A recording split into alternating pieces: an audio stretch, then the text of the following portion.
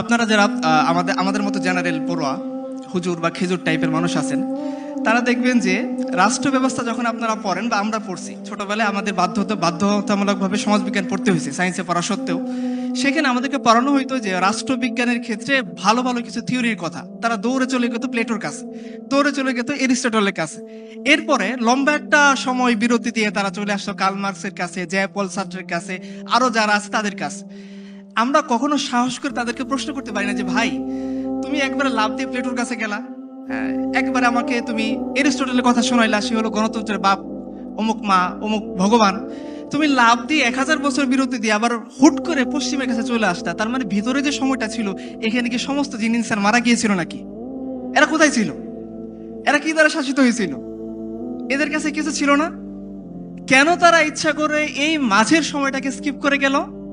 কারণ এই মাঝের সময়টা এমন সময় ছিল যে সময়ের মধ্যে একজন রাষ্ট্রপ্রধান সে সাধারণ একজন নারীর কাছে গিয়ে জিজ্ঞাসা করতো, মা বলো তোমার কি প্রয়োজন আছে।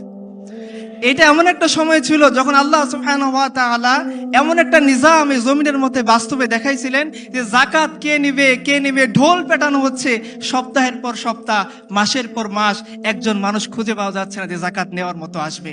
এটা এমন একটা সময় ছিল যখন এই সময়ের মধ্যে ইয়েমেন থেকে, সানা থেকে, হাদারা মাউত থেকে একজন নারী একাকী মক্কায় হজ করতে আসতো, সে আল্লাহ ছাড়া আর কাউকে ভয় করতো না। এই জন্য তারা এই সময়টা স্কিপ করে যায়। আমরা দেখবো ইনশাআল্লাহ যে এই সময়টা, আমি খুবই ছোট্ট কিছু কথা বলবো, যেহেতু সময় কম আর আমার জ্ঞান গরিমাও কম, আমি বলবো ইনশাআল্লাহ যে এই সময়টা কেন তারা স্কিপ করে গেছে, কি তাদের সমস্যা ছিল। তো আপনারা দেখবেন যে আমরা আমাদের কিতাব পত্রে এই কথাগুলো পাই না। কেন পাই না? খুব সিস্টেমেটিক ভাবে এই কথাগুলোকে হাইড করে ফেলা হয়েছে। কেন হাইড করে ফেলা হয়েছে? একটা প্রশ্ন করি আপনাদেরকে, বদরের যুদ্ধে সাহাবায়ে কেরামের কাছে কয়টা তলোয়ার ছিল? যিনি বলতে পারবেন তিনি একটা পুরস্কার পাবেন ইনশাআল্লাহ। কয়টা? 8টা। ওকে, ফাইন। যিনি বলছেন তার নামটা লিখে রাখেন ইনশাআল্লাহ। আচ্ছা, আপনারা বলেন 8টা তলোয়ার নিয়ে তারা কোথায় চলে গেছেন? 1000 সৈন্যের মোকাবেলা করতে। যাদের কাছে প্রশিক্ষিত সৈন্য আছে, তাদের কাছে নারী আছে, মদ আছে, প্যানপ্যানানো সঙ্গীত আছে, সব আছে। সব কিছু থাকা সত্ত্বেও সাহাবায়ে কেরাম কোনো ভয় না করে, কোনো সংকোচ না করে রাসূলুল্লাহ সাল্লাল্লাহু আলাইহি সাল্লাম বলছেন যে চলো আবু সুফিয়ান বাণিজ্য কাফেলা আক্রমণ করার জন্য যেতে হবে। তারা 8 তলোয়ার নিয়ে চলে গেছেন।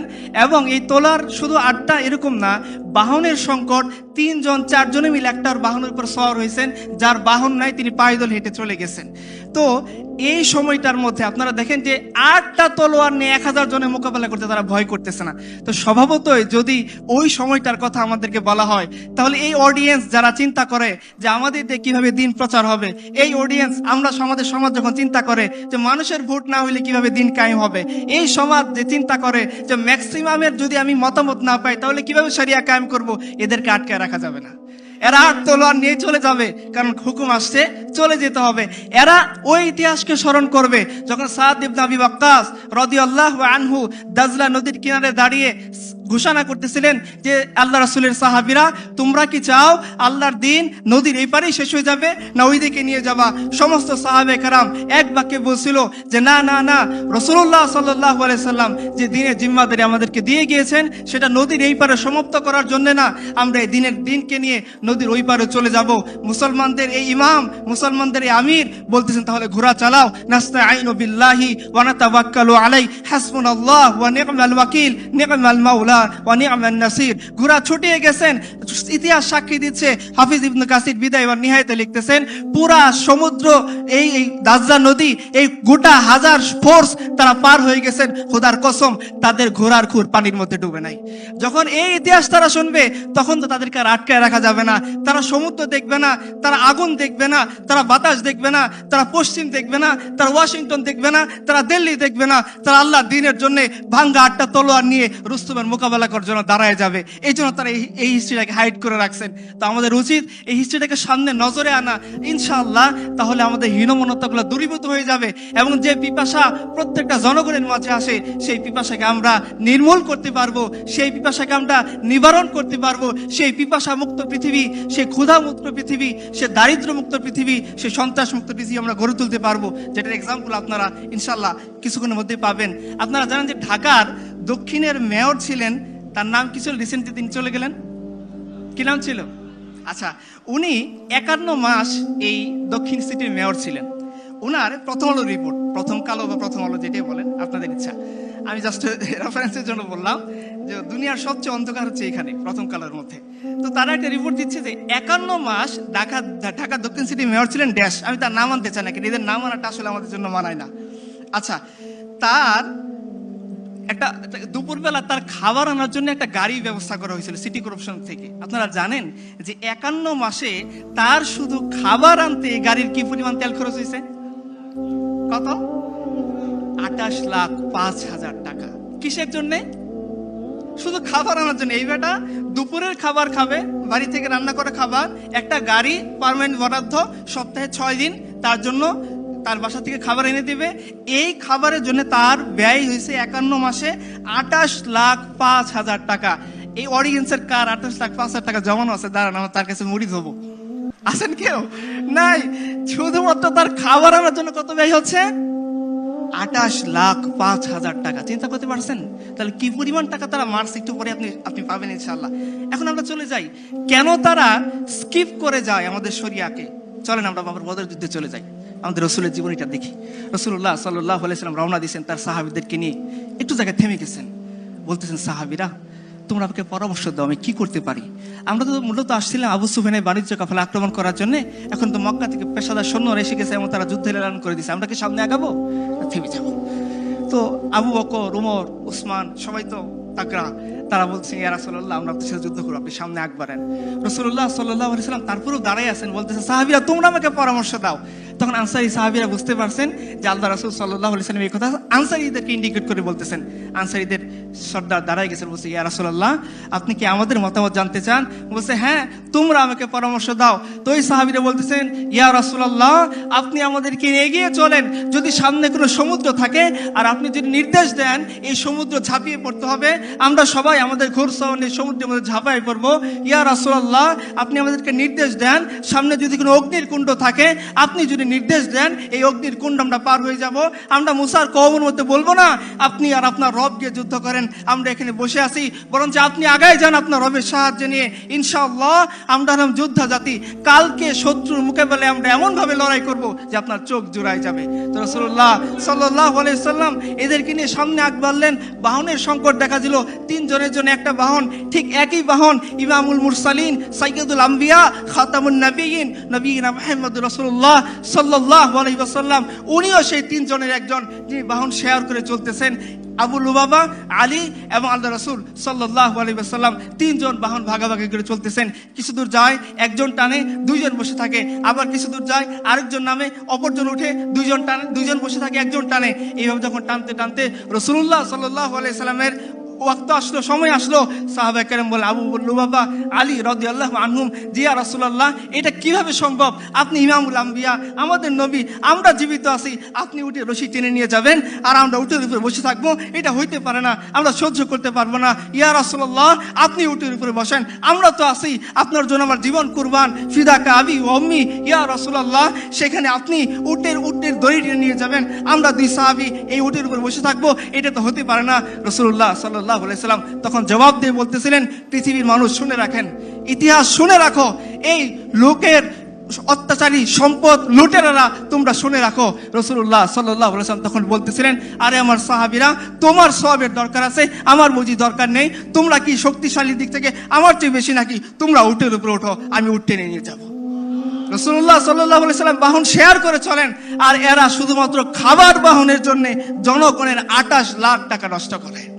আপনি চলে যান উমরের কাছে, আমাদের পিতা রাসূলুল্লাহ সাল্লাল্লাহু আলাইহি সাল্লাম হাতে গড়া খলিফা, তিনি যখন বাইতুল মাকদিস বিজয় হচ্ছেন, তিনি যখন যাচ্ছেন বাইতুল মাকদিসে ইহুদিদের সাথে চুক্তি করতে, কয়টা বাহন নিয়ে গেছেন? কয়টা গাড়ি নিয়ে গেছেন? কয়টা BMW ছিল? তার আগে পরে কতগুলো সৈন্য ছিল? কয়টা বডিগার্ড তার ছিল তাকে রক্ষা করার জন্য, নাচার জন্য? কয়টা নর্তকী ছিল? ছিল কেউ?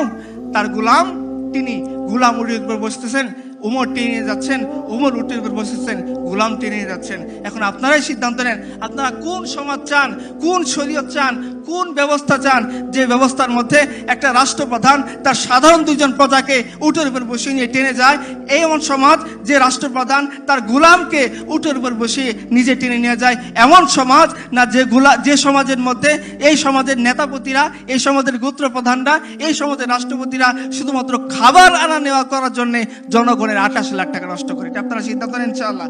এখন আপনারা দেখেন, আরো সামনে আগান। আপনারা জানেন বাংলাদেশের বিচার ব্যবস্থার একটা সিস্টেম হচ্ছে, আমি এখান থেকে পড়ি যাতে আপনারা কেউ মনে না করতে পারেন আমি ভুলভাল কথা বলতেছি।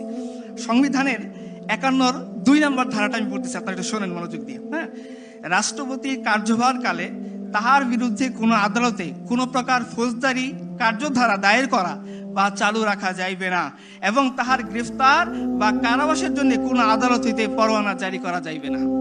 তাহলে রাষ্ট্রপতি, যাকে আপনারা বানাইছেন কি আইনের রক্ষক, তাই না? রাষ্ট্রের পিতা রাষ্ট্রপতি, রাষ্ট্রের বাপ, রাষ্ট্রের মাকে নাই না? আচ্ছা, না থাক, আচ্ছা ঠিক আছে। তো রাষ্ট্রপতি, তাকেই বলতেছে সংবিধান বলতেছে 51(2) নম্বর ধারা, যে রাষ্ট্রপতি তার দায়িত্ব পালন করার কালে যখন সে দায়িত্ব চেয়ারে আসে, তার বিরুদ্ধে আদালতে কোনো প্রকার মামলা দায়ের করা যাবে না, কোনো প্রকার গ্রেপ্তারি পরোয়ানা করা যাবে না, কোনো ধরনের বিচারি ফৌজদারি বা দেওয়ানি কোনো ধরনের বিচারে মুখোমুখি আপনি করতে পারবেন। এটা আপনাদের জীবন ব্যবস্থা, আপনাদের সমাজের জীবন ব্যবস্থা। চলেন আমরা চলে যাই, ওই যে সময়টা স্কিপ করে গেল তখনকার জীবন ব্যবস্থা। আপনারা জানেন উমর রাদিয়াল্লাহু তাআলা আনহু এমন মানে কি বলা যায় জালালি সাহাবী ছিলেন। রাসূলুল্লাহ সাল্লাল্লাহু আলাইহি ওয়াসাল্লাম নিজে বলেন যে হে ওমর, তুমি যে রাস্তায় চলো শয়তান সে রাস্তায় যায় না, তোমাকে দেখে সাইড কেটে চলে যায়। রাসূল সাল্লাল্লাহু আলাইহি ওয়াসাল্লাম নিজে বলেন যে আমার পরে কেউ যদি নবী হইতো সে হতো ওমর। রাসূলুল্লাহ সাল্লাল্লাহু আলাইহি ওয়াসাল্লাম কতবার বলেন, হাদিসের কিতাবে খুলে দেখেন, একদিকে আবু বকর একদিকে ওমর, দুজনকে ধরে বলেন তোমরা হে আমার সাহাবীরা বলো তো আমাদেরকে কেমন দেখা যায়। মহিলা আসছেন, জিজ্ঞাসা করছেন ইয়া রাসূলুল্লাহ, যদি আপনাকে না পাই কার কাছে যাব? রাসূলুল্লাহ সাল্লাল্লাহু আলাইহি ওয়াসাল্লাম বলেন আবু বকরের কাছে। তিনি বলছেন যদি আবু বকরকে না পাই, বলছে উমরের কাছে। কতবার রাসূলুল্লাহ সাল্লাল্লাহু আলাইহি ওয়াসাল্লাম উমরের ইজ্জত সম্মানকে বাড়ানোর জন্য কত হাদিস বলছেন। মিরাজ থেকে এসে বলছেন যে তোমার সম্মানের জন্য জান্নাতে নির্ধারিত ঘরটাতে আমি যাইনি, পাশে তুমি কেমন মনে করো? উমর বলছেন ইয়া রাসূলুল্লাহ, আমি কি আপনার সামনে আমার গায়রত দেখাবো? এত জবরদস্ত জালালি সাহাবী, তিনি মদিনার মসজিদ নববীতে খুতবা দিচ্ছেন। সাধারণ একজন বেদুইন বলছেন আপনার খুতবা শুনবো না। কেন শুনবো না? বলছে হে আমিরুল মুমিনিন, একটা করে কাপড় দিছেন, আপনাদের গনিমতের মাল আসলো রাষ্ট্র থেকে দেওয়া হয়েছে রেশন হিসেবে, প্রত্যেককে যে কাপড় দিছেন এই কাপড় দিয়ে কারো পরিপূর্ণ জামা হয় নাই। আমরা চেষ্টা করছি সবাই মিলে একটা পরিপূর্ণ জামা বানানোর, সেই জামা হয় নাই। আমি দেখতে পাচ্ছি আপনার শরীরে ঠিক ওই একই পোশাক ওই একই কাপড় দিয়ে বানানো। আমি আগে আপনার কথা শুনতে চাই, আপনাকে প্রশ্ন করতে চাই, জবাবদিহিতার মুখোমুখি করতে চাই, যে কাপড় দিয়ে আপনার প্রজাদের জনগণের পরিপূর্ণ পোশাক হইল না, সেই কাপড় দিয়ে আপনি কিভাবে কামিজ বানাইছেন? আমাকে জবাব দেন। তখন উমরের ছেলে আব্দুল্লাহ ইবনে ওমর রাদিয়াল্লাহু আনহু তিনি পাশে দাঁড়িয়েছিলেন। তিনি বলতেছেন যে আমি আমার পিতার পক্ষে তোমাদেরকে জবাব দিচ্ছি। শোনো সাহাবী, আল্লাহ রাসূলের সাহাবীরা, আমার পিতা দুর্নীতিবাজ নন, আমার পিতা আত্মসৎকারী নন, আমার পিতা এরকম নন যে জনগণকে তিনি 1 টাকা দিয়েছেন নিজে 2 কোটি টাকা খেয়ে ফেলছেন, ব্যাপারটা এরকম না। বলছে আমার পিতা তিনি 1 টুকরা পোশাক পাইছেন, আমি আব্দুল্লাহ ইবনে ওমর শাহজাদা প্রিন্স, আমি 1 টুকরা কাপড় পাইছি। বাড়িতে গিয়ে দেখি না আমার পোশাক হচ্ছে না বাবার পোশাক হচ্ছে, আমি আমার টুকরাটা আমার পিতাকে হাদিয়া দিয়েছি, আর এই টুকরা দিয়ে আমার পিতা পরিপূর্ণ কামিজ বানাইছেন। এই হচ্ছে তোমাদের ঘটনায় বিস্তারিত। তখন ওই সাহাবী বলছেন এখন আপনি খুতবা পড়েন, বলেন আপনি কেমন সমাজ চান?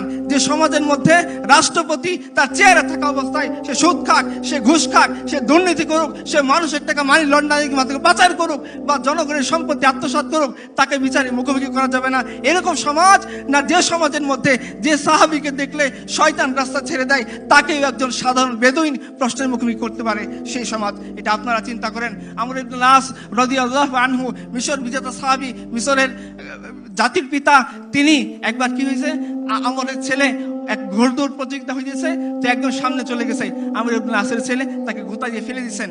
এই সাহাবী মদিনায় চলে গেছে। মদিনায় গিয়ে উমরের দরবারে নালিশ পেশ করতেছে যে আপনি এমন গভর্নর কেন বানাইছেন যে গভর্নর মানুষকে গোলামের মতো মনে করে। উমর তলব করছেন চিঠি দিয়ে, আমার চিঠি পাওয়া মাত্রই হে আমর ইবনে আস, তুমি এবং তোমার ছেলে মদিনার সেন্ট্রাল গভর্নমেন্টের কাছে হাজির হবা। উমরের কাছে আসছেন, উমর বলতেছেন যে কি ব্যাপার, কি শুরু করছো? মানুষ তার সন্তানদেরকে, একজন মা তার সন্তানদেরকে স্বাধীন হিসেবে জন্ম দিছে, তোমরা কবে থেকে এদেরকে গোলাম বানানোর জন্য চেষ্টা করতেছো? কবে থেকে মানুষকে তোমরা গোলাম মনে করা শুরু করছো, নাও পিঠ পেতে দাও। ওই সাহাবীকে বলছেন যাও তুমি গিয়ে আমর ইবনে আসের ছেলের কাছ থেকে বদলা নাও। এই উমর রাদিয়াল্লাহু আনহু যখন তার ছেলে অপরাধ করছে এই মিশরে, তিনি অ্যালকোহল অ্যাডিকশনের দায়ে গ্রেফতার হয়েছেন। মিশরের গভর্নর আমর ইবনে আস রাদিয়াল্লাহু আনহু, তিনি খলিফা আমিরুল মুমিনের ছেলে দেখে তিনি গভর্নরের প্রাসাদের ভিতরে এনে তিনি তার শাস্তি কার্যকর করছেন, শাস্তি দিয়েছেন গোপনে। অথচ ইসলামের নির্দেশ হচ্ছে প্রকাশ্য অপরাধের শাস্তি প্রকাশ্য হবে। আর উমরের ছেলে তিনি প্রকাশ্যে অ্যালকোহল পান করেছিলেন, যার কারণে ইসলামের নির্দেশ শাস্তি ছিল এই শাস্তি তাকে প্রাসাদের বাইরে সবার সামনে দিতে হবে। এই শাস্তি তিনি দিয়েছেন কোথায় এনে? গভর্নরের প্রাসাদের মধ্যে এনে। উমরের কানে খবর গেছে, উমর বলছেন হে আমর ইবনে আস, তোমার কাজটা ভুল হয়েছে। আমার চিঠি পাওয়া মাত্রই আমার ছেলেকে চটের বস্তার মতো কাপড় পরাবা, একটা উটের উপরে বসায় দ্রুত মদিনার মসজিদ নববীর কাছে পাঠাই দিবা। আমি উমর জীবিত থাকা অবস্থায় এইটা হইতে পারবে না যে আমার ছেলে দেখে তুমি শরিয়া নির্ধারিত শাস্তি পরিপূর্ণ দিছো, ঠিক আছে, কিন্তু মানুষের সামনে দাও নাই। অথচ এই শাস্তি সে মানুষের সামনে পাওয়ার যোগ্য, তাড়াতাড়ি মদিনার সেন্ট্রাল গভর্নরের কাছে পাঠাও। আমি উমর নিজ হাতে আমার ছেলের শাস্তি প্রকাশ্যে কার্যকর করব। এখন আপনারা সিদ্ধান্ত নেন কোন সমাজ আপনারা চাইবেন, কোন জীবন ব্যবস্থা আপনারা চাই দিবেন। যে জীবন ব্যবস্থায় রাষ্ট্রপতিকে প্রশ্ন করা যায় না, যে জীবন ব্যবস্থায় রাষ্ট্রপতিকে আইনের আওতায় আনা যায় না, যে জীবন ব্যবস্থায় রাষ্ট্রপতি চেয়ারে গতিতে থাকা অবস্থায় তার বিরুদ্ধে মামলা দায়ের করা যায় না, এরকম সমাজ না ওই সমাজ যে সমাজের মধ্যে আমিরুল মুমিনের সামনে প্রশ্ন করা যায়, ওই সমাজ যে সমাজের মধ্যে আমিরুল মুমিনের ছেলেকে মামলার কাঠ করে দাঁড় করানো যায়, ওই সমাজ যে সমাজের মধ্যে গভর্নরকে এনে তার সামনে বিচারে মুখোমুখি করা যায়, এই সমাজ কিনা? যখন ওই লোকটা ওই আমর ইবনে আসের ছেলেকে পিটাচ্ছিল, পিটাইতে পিটাইতে আমর ইবনে আসের ছেলে অজ্ঞান হয়ে গেছে। খলিফাতুল মুসলিমিন আমিরুল মুমিনিন ওমর ইবনুল খাত্তাব রাদিয়াল্লাহু আনহু নিজের পিঠ পেতে দিয়ে বলতেছেন তুমি এখন আমাকে পিটে তোমার প্রতিশোধ নাও। সিদ্ধান্ত নেন কোন সমাজ আপনারা চান। আমাদের কিছু বলার নেই। বাংলা সালতানাত থেকে আমি ছোট্ট একটা ঘটনা বলি, যেটা স্ক্রিপ্ট করে চলে গেছেন। আপনারা সম্ভবত সুলতান গিয়াসউদ্দিন আজম শাহ রহমতুল্লাহি আলাই, ওনার নাম শুনে থাকবেন। উনি একবার শিকারে গেছেন, শিকারে গিয়ে এক বিধবা নারীর তিনি সন্তানকে তীর নিক্ষেপ করে হত্যা, বিধবা নারীর নাতিকে তীর নিক্ষেপ করে হত্যা করে ফেলেছেন। ডক্টর আব্দুর রহিমের বইতে লেখা আছে, প্রথম খণ্ডের মধ্যে আপনারা পেয়ে যাবেন। তো ওই বৃদ্ধা, তার তিন আর কেউ নাই, এই নাতি ছিল তার একমাত্র অবলম্বন। তিনি গিয়ে কাজের কোর্টে মামলা দায়ের করছেন। সুলতান গিয়াসউদ্দিন আজম শাহ রহমতুল্লাহি আলাই কাজীর কোর্টে হাজিরা দিয়েছেন। দাঁড়িয়ে আছেন, কাজী বলতেছেন হে সুলতান, আপনি সুলতান হয়েছেন ঠিক আছে, আপনি স্বীকার করবেন ঠিক আছে, কিন্তু আপনি স্বীকার করতে গিয়ে কেন এই বিধবা নারীর নাতিকে আপনি হত্যা করছেন? সুলতান গিয়াসউদ্দিন আজম শাহ রহমতুল্লাহি আলাই চোখ বড় করে তাকান নাই, এ কথা বলেন নাই আমি রাষ্ট্রপ্রধান, আমি কুরসিতে আসীন আছি, তুমি কে হে যে আমার ব্যাপারে প্রশ্ন করবা? তিনি কোনো কথা বলেন নাই। তিনি তখন বৃদ্ধার দিকে তাকাই বলছেন, বৃদ্ধা, হে বুড়িয়া, ইসলাম তোমাকে তিনটা অপশন দিছে, তুমি হত্যার বদলে হত্যা চাও, তুমি হত্যার বদলে অর্থ চাও, অথবা হত্যার বদলে মাফ করে দাও। আমি সুলতান গিয়াসউদ্দিন আজম শাহ তোমার সামনে আত্মসমর্পণ করতেছি, তুমি চাইলে এই তিনটা যে কোনো একটা পদক্ষেপ নিতে পারো। ওই বৃদ্ধা মহিলা খুশি হয়ে যদি বলছেন এটাই যদি ইসলাম হয়, এটাই যদি আপনার বিচার হয়, তবে আমি আপনাকে অন্তর থেকে মাফ করে দিলাম। এখন আপনারা সিদ্ধান্ত নেন আপনারা কোন সমাজ, কোন অবস্থা চান। আপনাদের সমাজের আরো একটা অবস্থা আমি বলি, গত 15 বছরে শুধুমাত্র সড়ক এবং জনপথ অধিদপ্তরের দুর্নীতি পরিমাণ ছিল 50,835 কোটি টাকা। প্রথম কালোর রিপোর্ট। 2015 সালে বাংলাদেশ থেকে পাচার হয়েছে 50,000 কোটি টাকা। আপনারা জানেন যে আমাদের এই বিগত ফ্যাসিস্ট সরকার আমাদের কাঁধে 18,36,000 কোটি টাকা ঋণ রেখে গেছে। আমাদের এখন মাথাপিছু ঋণের পরিমাণ কত? 1.5 লাখ টাকা। আপনারা মাসে কয় টাকা ইনকাম করেন? কয় টাকা? দেখেন একটা মজার জিনিস খেয়াল করেন। পুঁজিবাদ আমাদেরকে শেখাইছে কি যে মাথা পিছু আয়। সালমান এফ রহমানের মাথা পিছু আয় কত? 3,06,144 টাকা, তাই না? সালমান এফ রহমানের মাথা পিছু আয় 3,06,000 টাকা। আমার মতো ফকির, আমার মাথা পিছু আয় কত? পকেটে আমার 30 টাকা নাই। তাহলে আপনাকে বুদ্ধি দিয়েছে, দেখো বাবা, আমরা 50,000 কোটি টাকা দেশ থেকে পাচার করে দিব, আমরা একটা ব্যাংক থেকে 3,000 কোটি টাকা তুলে গায়েব করে ফেলবো, কিন্তু মনে রাখো তোমারও যাই আমারও দুজনের আয় সমান। খান আপনার এরকম লাড্ডু খান, বুঝেন না? বিয়ের মধ্যে দিল্লি কা লাড্ডু, जो खाएगा वो भी पछताएगा, जो नहीं खाएगा वो भी पछताएगा। আচ্ছা ঠিক আছে। তো দেখেন, আরো দেখেন আমাদের সমাজের অবস্থা। আমার সময় নেই, আমি খুব সংক্ষেপে কিছু কথা বলতেছি। ঠাকুরগাঁওয়ের একটা ঘটনা আপনাদেরকে বলি। ঠাকুরগাঁয়ের এক মা, তার নাম হচ্ছে শিল্পী বেগম। এই মা তার নিজের বাড়ি ভাড়া এবং মুদির দেনা মেটাতে না পারে তার সন্তানকে 30,000 টাকা বিক্রি করেছে। আরো দেখেন, হাফিজুল ইসলাম এক অথর্ব বাবা, যে শুধুমাত্র এই জন্য তার সন্তানকে 6,000 টাকার বিনিময়ে বিক্রি করে দিছে। কারণ সন্তান এবং সন্তান নিয়ে তার মা যখন গার্মেন্টসে যায় তাকে অ্যাকসেপ্ট করে না, সন্তান সহ গার্মেন্টসের চাকরি সে ঠিকভাবে করতে পারে না, এই জন্য সে আর তার স্বামী মিলে মাত্র 6,000 টাকায় সন্তান বিক্রি হচ্ছে। কিসের জন্যে? নিজের দারিদ্রতা নির্মূল করার জন্য। বানিয়াচং উপজেলার একটা কাহিনী শোনেন। রহিমউদ্দিনের স্ত্রী আকলিমা বেগম, তিনি মাত্র 6,000 টাকার বিনিময়ে নবজাতক বিক্রি করে দিয়েছে। কেন বিক্রি করেছে জানেন? এই তার গরিব স্বামী তাকে নিয়ে বানিয়াচং হাসপাতালে ভর্তি করাইছে। যে পরিমাণ টাকা আসছে এই গরিব মানুষের পক্ষে দেওয়া সম্ভব হয় নাই। তাকেও বলছে যে না, আমি তোমার বউকে রিলিজ দেবো না, টাকা আনো।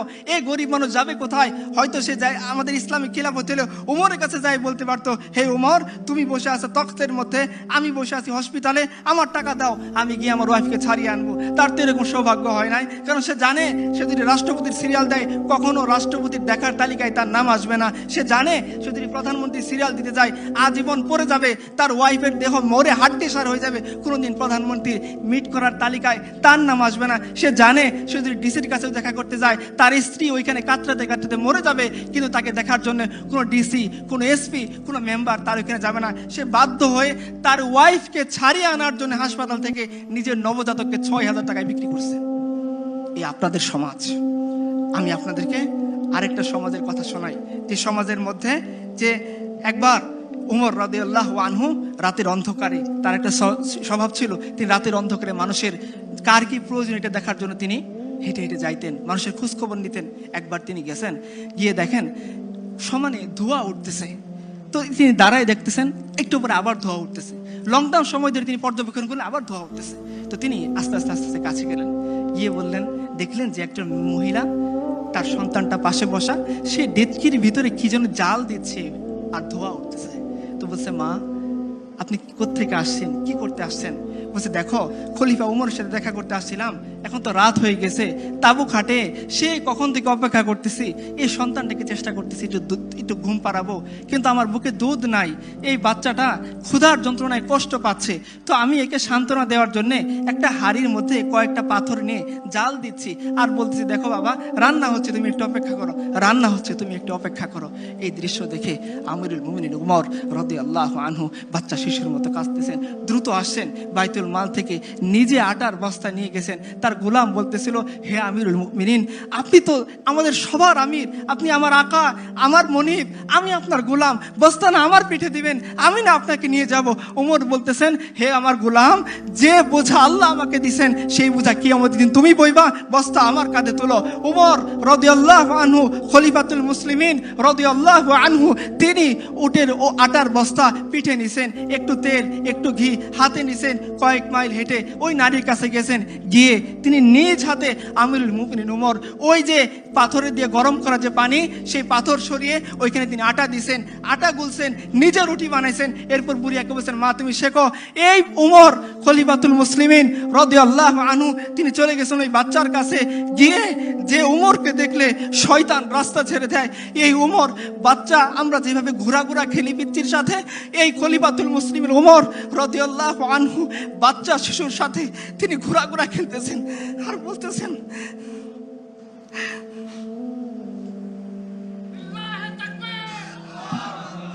উমর বলতেছেন যে এতক্ষণ তুমি এই বাচ্চাকে কাঁদাইছো, এখন হাসাইতে হবে।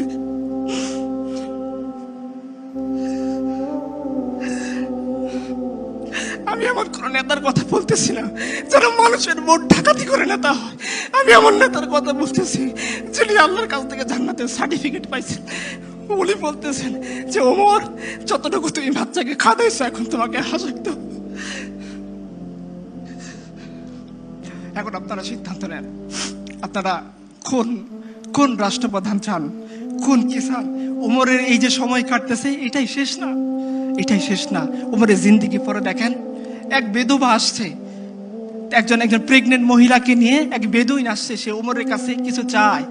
তারও আস্তে আস্তে রাত হয়ে গেছে, সে তাঁবুর মধ্যে অপেক্ষা করতেছে, আর ওদিকে তার স্ত্রীর প্রসব বেদনা শুরু হয়ে গেছে, কাঁদতেছে এই বেদুইন বসে। এখন সে কি করবে, একা তো তার কিছু করার নাই, এই মহিলাকে সে কিভাবে সামলাবে, কিভাবে ওইখান থেকে মদিনার কাছে যাবে? ও ওমরের কাছে ধরা পড়ছে, ওমরের কাছে ধরা পড়ছে। ওমর বলছে, তোমার কি হয়েছে? বেদুইন বলছে, তুমি সরো এখান থেকে, তুমি পুরুষ মানুষ, তুমি কি করতে পারবো আমাকে এই মুহূর্তে? ওমর বলতেছেন, বলোই না তোমার কি হয়েছে? বলছে, দেখো আমি আমিরুল মুমিনিন উমরের সাথে দেখা করতে আসছিলাম, আর পথের মধ্যে আমার স্ত্রী ছিল প্রেগনেন্ট, সে এসে এই অবস্থায় পড়ে গেছে, এখন তার বাচ্চা হবে, আমি পুরুষ মানুষ, এই মহিলাকে নিয়ে এখন কি করব, চিন্তায় পড়ে আছি। ওমর একটু ওয়েট করলেন না, তিনি তার স্ত্রী উম্মে কুলসুমের কাছে গিয়ে বলতেছেন, হে উম্মে কুলসুম, তোমাকে আল্লাহ একটা সুযোগ দিয়েছেন, তুমি সেটা অ্যাকসেপ্ট করবা কিনা? বলছে কি সুযোগ? বলছে তোমাকে আল্লাহ সুযোগ দিয়েছে সব কামে কভার করার। এক বেদুইন আমি দেখে আসলাম, সে তার স্ত্রী নিয়ে, গর্ভধারিণী স্ত্রী, তার ব্যথা শুরু হয়ে গেছে, এই মুহূর্তে তাকে দেখার মতো কেউ নাই, আমিও পুরুষ মানুষ, তাকে কিছু করতে পারবো না, তোমাকে আল্লাহ সুযোগ দিয়েছেন, চলো আমরা তাকে ফার্স্ট লেডি বলি। সে আমিরুল মুমিনিন উমরের স্ত্রী, তিনি চলে গেলেন বাচ্চা হওয়ার জন্য যে সমস্ত ইকুইপমেন্টস লাগে সেগুলো নিয়ে, আর উমর আটার বস্তা নিয়ে দুইজন রওনা হলেন। তার গোলাম ওই দিনও তাকে বাদশাহ দিলেন। উমর বললেন, না না না, যে দায়িত্ব আমাকে দিছে সেই দায়িত্বের বোঝা আমি তোমাকে দেবো, আইতে চাই না। এই উমর আমিরুল মুমিনিন তার স্ত্রী চলে গেলেন সেই মহিলার কাছে, তিনি মহিলার কাছে তার স্ত্রীকে পাঠাই দিলেন, আর নিজে আমিরুল মুমিনিন উমর রাদিয়াল্লাহু আনহু তিনি খাবার রান্না করতে বসে গেলেন। একটু পর যখন বাচ্চা হইল, ওইখান থেকে বেদুইনের সামনে উমরের স্ত্রী ভিতর থেকে ঘোষণা দিল, হে আমিরুল মুমিনিন, বেদুইনকে বললেন তার ছেলে হয়েছে। বেদুইন এতক্ষণ উমরের পাশে বসেছিল, একটু পরে সে সরে গেল। উমর বলছে, না না তুমি সরো না, তুমি যে আর্গুমেন্ট নিয়ে উমরের কাছে আসছিলা, হতভাগা উমর তোমার সামনে তুমি যা কিছু বলতে চাও এখন বলো, কি আমাদের দিন উমরকে তুমি অপরাধী সাব্যস্ত করো না। আপনারা সিদ্ধান্ত নেন, আপনারা কোন ধরনের জীবন বিধান চান? যে জীবন বিধান একজন শাসককে একজন শাসিতের পায়ের কাছে এনে দেয়, যে জীবন বিধান একজন শাসককে বিচারের কাঠগড়ায় দাঁড় করায় দেয়, যে জীবন বিধান একজন শাসককে উটের বস্তা, আটার বস্তা কাঁধে করে জনগণের কাছে পৌঁছে দিতে বাধ্য করে, সেই জীবন ব্যবস্থা না ওই জীবন ব্যবস্থা যারা মানুষের ভোট ডাকাতি করে, যারা মানুষের টাকা ডাকাতি করে, যারা মানুষের অর্থ ছিনতাই করে, জীবন যৌবনকে বিপর্যস্ত করে, লাখ লাখ যুবককে বেকার করে, লাখ লাখ মানুষের স্বাধীনতা হরণ করে, যারা বিদেশে গিয়ে ফুর্তি করে, ফষ্টি নষ্ট করে, তাদের জীবন ব্যবস্থা আপনারা সিদ্ধান্ত নেন, এটা আপনাদের সিদ্ধান্ত, আমি কিছুই বলবো না। আমি দেখি আরো দুই একটা কথা আপনার সাথে বলি ইনশাআল্লাহ। আমাদের সমাজ ব্যবস্থার অবস্থা আপনি খেয়াল করেন, 13 বছর কারাভোগ করছে ওবায়দুর রহমান নামের একজন লোক। সে 13 বছর পরে জানতে পারছে সে নিরপরাধী ছিল। খবর বিবিসির। ব্রাহ্মণবাড়িয়ার বাবুল মিয়া 25 বছর কারাগার খাটছে, 25 বছর সে জানতে পারছে সে নির্দোষ ছিল। বাগেরহাটের শেখ জাহিদ 20 বছর মামলা খাটছে, 20 বছর মামলা খাটার পর জানতে চাইছে সে নির্দোষ ছিল। আপনাদের সমাজ, যে সমাজের মধ্যে আমার কাছে রেফারেন্স আছে, এখানে সবগুলো লেখা আছে, ধর্ষণে মামলা করছে তার পিতামাতা, মাকে ধর্ষণ করছে কিনা ধর্ষণে মামলা তুলে নেয়, জামালপুরের ঘটনা। ধর্ষণের মামলা করছে, 7 বছরের 4th শ্রেণীর কিশোরীকে ধর্ষণ করছে, তার মা বাবা মামলা করছে, মামলা কেন তুলে নেয়, সেজন্য কিশোরীর ভাইকে তারা মেরে ফেলছে। আপনাদের দেশের ঘটনা। শেষ করে দিব আমি একটা ঘটনা বলে। আদি ইবনে হাতিম রাদিয়াল্লাহু আনহু তিনি আসছে রাসূলুল্লাহ সাল্লাল্লাহু আলাইহি ওয়াসাল্লামের কাছে দিন কবুল করতে। কেন আসছেন তিনি? তার বোন সাফফানা রাদিয়াল্লাহু আনহা তিনি পরবর্তী ইসলাম কবুল করছেন। তিনি যুদ্ধবন্দী হিসেবে রাসূলুল্লাহ সাল্লাল্লাহু আলাইহি ওয়াসাল্লাম ধরা পড়ছিলেন। তো রাসূলুল্লাহ সাল্লাল্লাহু আলাইহি ওয়াসাল্লাম আদি ইবনে হাতিমের বোন, শত্রুপক্ষের নারী, চিন্তা করেন। এখান থেকে একটা ঘটনা আমি আপনাদেরকে বলবো। শত্রুপক্ষের নারী ধরা পড়ছে, রাসূলুল্লাহ সাল্লাল্লাহু আলাইহি ওয়াসাল্লামের কাছে নিয়ে আসা হয়েছে। আল্লাহ রাসূল তাকে মসজিদের ওই পাশে একটা কামরায় ওইদেরকে থাকতে দিয়েছেন। সাফফানা যখনই রাসূল সাল্লাল্লাহু আলাইহি ওয়াসাল্লাম তার সামনে দিয়ে যায়, তিনি রাসূলের কাছে কিছু বলতে চান, কিন্তু রাসূল দ্রুত চলে যান। এরকম 2-3 দিন পরে সাফফানা বলছেন, ইয়া রাসূলুল্লাহ, আমাকে আমার ভাইয়ের কাছে ফেরত পাঠান। তখন রাসূলুল্লাহ সাল্লাল্লাহু আলাইহি ওয়াসাল্লাম বলতেছেন, হে তুমি কে? বলতেছে, আমি আদি ইবনে হাতিমের বোন, হাতিম তাইর কন্যা সাফফানা। তখন রাসূলুল্লাহ সাল্লাল্লাহু আলাইহি ওয়াসাল্লাম বলছে, দেখো তুমি তাড়াহুড়া করো না, তুমি তোমার একজন যাওয়ার জন্য গাইড খোঁজো, বিশ্বস্ত গাইড যদি পেয়ে যাও তখন আমাকে জানাবা, আমি তোমাকে তোমার ভাইয়ের কাছে পৌঁছানোর জন্য ব্যবস্থা করে দিব। রাসূলুল্লাহ সাল্লাল্লাহু আলাইহি ওয়াসাল্লাম এই যখন এই মহানুভবতা দেখাইলেন এবং তার জন্য ওই তার ভাইয়ের কাছে যাওয়ার জন্য যখন একটা গাইড পাওয়া গেল, তখন সে আল্লাহর রাসূলের কাছে এসে বলতেছেন, ইয়া রাসূলুল্লাহ, গাইড ম্যানেজ হয়ে গেছে, আমার ভাইয়ের লোকেশন ট্রেস হয়ে গেছে, আমাকে এখন যাওয়ার জন্য আপনি অনুমতি দিয়ে দেন। রাসূলুল্লাহ সাল্লাল্লাহু আলাইহি ওয়াসাল্লাম এই যুদ্ধবন্দী নারীকে যাওয়ার জন্য পাথেও দিয়েছেন, নিজের চাদর মুবারক খুলে বলছেন, যাও সাফফানা, তোমার ভাইয়ের কাছে চলে যাও। আজকে দেখেন পশ্চিম আমাদেরকে জীবন ব্যবস্থা দেয়, এই জীবন ব্যবস্থা আমাদের বোন আফিয়া সিদ্দিকীকে কত হাজারবার ধর্ষণ করে। এই তো পশ্চিমের জীবন ব্যবস্থা। যান সেই পশ্চিমের সামনে মাথা টেকেন, আমরা আল্লাহর সামনে মাথা টেকাবো। আপনারা সেই জীবন ব্যবস্থা নিয়ে সন্তুষ্ট থাকেন, যে জীবন ব্যবস্থা আমাদের বোন আফিয়া সিদ্দিকাকে কয়েক হাজারবার ধর্ষণ করে তাকে প্রস্তাব দিয়েছে। তার বোনের ঘটনা, আমি বাড়িয়ে কোনো কথা বলতেছি না। তাকে বলা হয়েছে যে তোমাকে ছেড়ে দিব, যাও কুরআনের সামনে পা দিয়ে যাও। আফিয়া বলছেন যে না, আমি এটা করতে পারবো না। তো আফিয়া, তার বোন বলতেছিল যে আফিয়ার তার স্বপ্নের মধ্যে রাসূলুল্লাহ সাল্লাল্লাহু আলাইহি সাল্লাম আসছেন, এসে জিজ্ঞাসা করতেছেন, আল্লাহ রাসূলকে জিজ্ঞাসা করছেন আফিয়া, ইয়া রাসূলুল্লাহ, আমার এই ইমতিহান, এই পরীক্ষা কবে শেষ হবে? রাসূলুল্লাহ সাল্লাল্লাহু আলাইহি সাল্লাম বলেন, এটা তোমার ইমতিহান না, এটা আমার উম্মতের পরীক্ষা। सितारों से आगे जहान और भी है, अभी इश्क के इम्तिहान और भी है, शाहीन है तू परवेज से काम तेरा, तेरे सामने आसमां और भी है।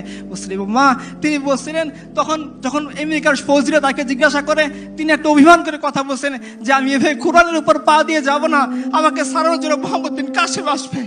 প্রত্যেকদিন আমেরিকার সৈন্যরা তাকে জিজ্ঞাসা করে, মোহাম্মদ বিন কাসেম আসেনি।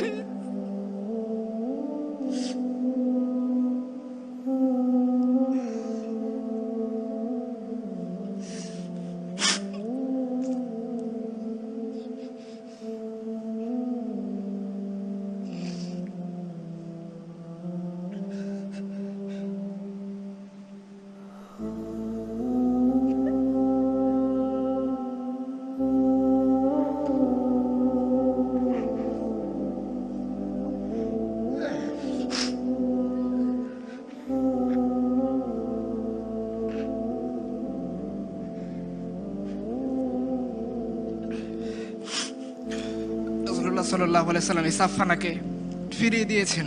এই দৃশ্য যখন আদি ইবনে হাতিম দেখছে, এরকম যদি সে দেখে নাই কোনোদিন যে যুদ্ধবন্দী একটা নারীকে রাষ্ট্রপ্রধান চাদর দিয়ে ফেরত পাঠায়, তো সে আসছে রাসূলুল্লাহর কাছে দিন কবুল করতে। রাসূলুল্লাহ সাল্লাল্লাহু আলাইহি ওয়াসাল্লাম বলছে, আদি তুমি ইসলামের এই দরিদ্র হালত দেখে বুঝি দিন কবুল করতেছো না? মনে রেখো, এমন একটা সময় আসবে যে ইসলামের যারা অনুসারী তারা মালামাল হয়ে যাবে, দুনিয়া তাদের পায়ের নিচে পড়ে থাকবে।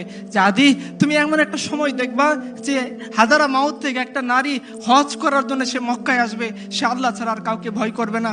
আদি তুমি এমন একটা সময় দেখবা যখন জাকাত নেওয়া কে নেবে বলে ঢোল পেটানো হবে, কিন্তু জাকাত নেওয়ার মতো একটা লোক খুঁজে পাওয়া যাবে না। আদি ইবনে হাতিম এই কথা বিশ্বাস করেননি। তখন আল্লাহ রাসূল বলছেন, তুমি এটা বিশ্বাস করো, এরকমটা হবেই। আদি ঈমান কবুল করছেন এবং আদি নিজে বলছেন যে আমি নিজের চোখে সাক্ষ্য দিচ্ছি যে আমি ওই দৃশ্য দেখেছি। হাদারা মাউত থেকে, ইয়েমেন থেকে, সানা থেকে একজন নারী হজ করতে আসতেছে, সে আল্লাহ ছাড়া আর কাউকে ভয় করে না। আপনি আপনার সমাজের কথা চিন্তা করে দেখেন, প্রিয় ভাই যারা আছেন, তারা কি রাত 12টার সময় আপনার কোনো বোন, আপনার কোনো পরিবারকে এই সমাজে একাকী ছাড়তে আপনি স্বাচ্ছন্দ্য ফিল করবেন?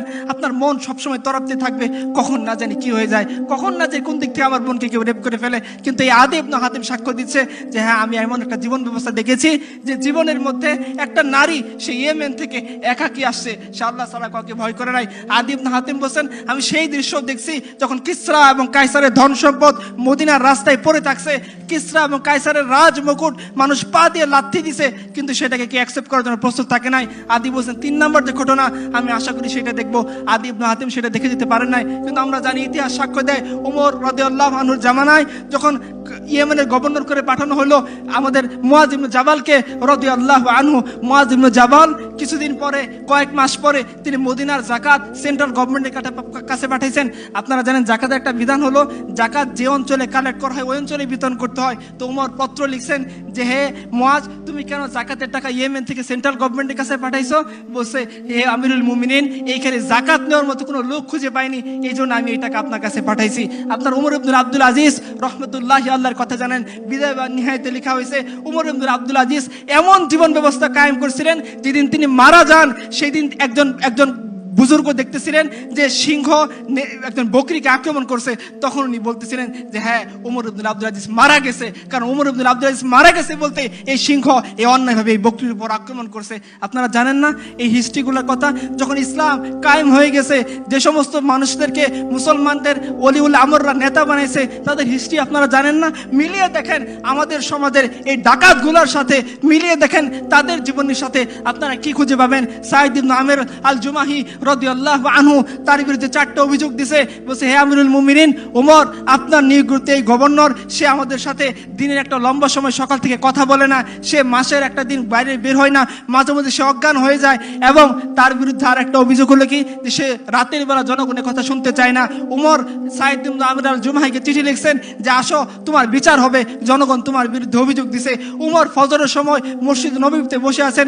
সাঈদ ইবনে আমির আল জুমাহি তার যে পুতলা ছিল সেই পুতলাটাকে কাঁধের উপর বেঁধে তিনি মসজিদে নববীর মিম্বর দরজা দিয়ে ঢুকতেছেন। উমর বলতেছেন আমার চোখ কি ধোকা খাইতেছে, এই কি সাইদ ইবনে আমর আল জুমাহি যে হিমসের গভর্নর, তার বাহন কোথায়, তার সে রাজকীয় ভাব কোথায়? সাইদ ইবনে আমর আল জুমাহি উমরের সামনে হাজিরা দিয়ে বলতেছেন, হে আমিরুল মুমিনিন, যে বাহন আপনি দিয়েছেন সেটা রাষ্ট্রীয় কাজের জন্য, সরকারি কাজের জন্য, এখন বেসরকারি হিসেবে আমাকে তলব করেছেন।